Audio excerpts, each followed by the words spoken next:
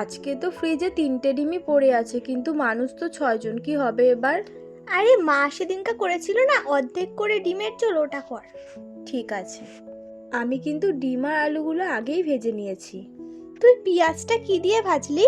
পেঁয়াজটা হালকা নুন দিয়ে কিন্তু আমি ভেজে নিয়েছি। এরপর মশলা দিয়ে দিতে হবে? হ্যাঁ, এবার মশলা দিয়ে ভালো করে কষিয়ে ভাজা আলুগুলো দিয়ে নেড়ে চেড়ে নিতে হবে। নুন হলুদ দিয়েছিলি তো? হ্যাঁ, দিয়েছিলাম। এরপর ভালো করে কষিয়ে নিয়ে জল দিয়ে দিতে হবে?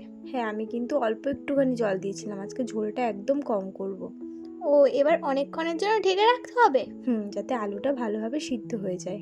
এবার ভেজে রাখা ডিমগুলো একে একে দিয়ে দিতে হবে? হ্যাঁ, ঝোলটা একটু ফুটে এলে আমি কিন্তু ভেজে রাখা ডিমগুলো এক এক করে দিয়ে দিচ্ছি। এরপর উপর দিয়ে গরম মশলা ছিটিয়ে দিলেই আমাদের ডিমের ঝোল তৈরি। তাহলে আমি ওদিকে যাই, ভাতটা বাড়ি খা, তুই এদিকে সবাইকে দিয়ে দে। ঠিক আছে। উফ, কি টেস্টি!